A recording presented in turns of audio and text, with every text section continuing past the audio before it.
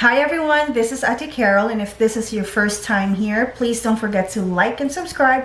Click on the notification bell para malaman nyo kung kailan ako mag-upload ng video. So, do you ever wonder kung may gusto sa inyong isang babae? Di mo alam kung friendly lang ba siya, nakikipag-flirt, or kung may crush din siya sa inyo. So, for today's video, i-share ko sa inyo ang 5 signs na gusto ka ng isang babae. Number 1, eye contact. Kami kasi mga babae, pag gusto namin yung view, titingin at titingin kami sa inyo. I like the view.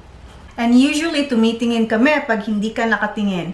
At kung nahuli mo kami mag-look away na mukhang nahihiya dahil nahuli nyo kami, at kung nahuli nyo kami nakatitig pa rin, di ba nga, eyes are the windows to our soul. So, kung nakita nyo kami nakatitig and medyo may pagka-intense, nagsasparkle yung mga mata namin, then that's a very good sign na gusto ka ng isang babae. Number 2, asking random questions. Kapag gusto naman ng isang lalaki, nagme-make din kami ng effort just to get to know you.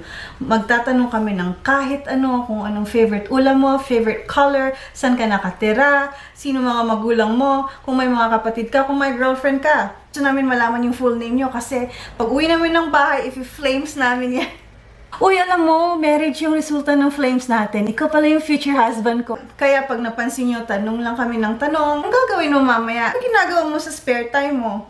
Trust me, hindi kami ganon ka-friendly, okay? Kasi kung hindi kami interesado sa isang lalaki, hindi kami magtatanong about personal life nyo. Kasi number 3, kung lagi kami yung nag-i-initiate ng contact, pag gusto din namin yung isang lalaki, gusto din namin makipag-usap lagi. Kung nag-uusap kayo sa text at yung reply niya, kasing haba din ng mga message mo, at lalo na pag nagre-reply agad kami, then isa yan sa pinakamalaking sign na gusto ka namin. Kasi hindi kami basta-basta sisend lang ng message. Hindi kami basta mangungulit sa inyo kung hindi ka namin gusto. Kasi kung hindi kami interesado, yung mga reply namin, yung mga polite responses lang, para lang may ma-reply kami.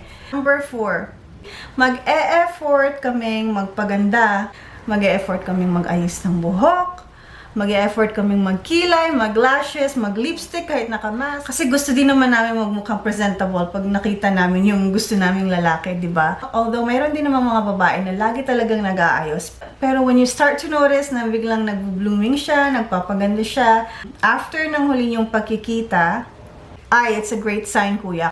Number 5, kung touchy-feely yung babae sa inyo, then that's a really great sign. Kasi most babae, mahiyang mag-initiate ng physical contact. Kasi pag gusto kasi namin yung nakikita namin, gusto din namin hawakan. Kung nag-uusap kayo, may pa-touch-touch sa arms nyo, sa kamay nyo. Minsan din, pa-simple, yung passive physical touch na kunwari, tatabihan ka niya, and then itatouch niya yung shoulder niya sa inyo. I hope you guys enjoyed watching my video. If you have any comments, suggestions, questions, please let me know down below. Don't forget to like and subscribe, and I'll see you again next time. Bye!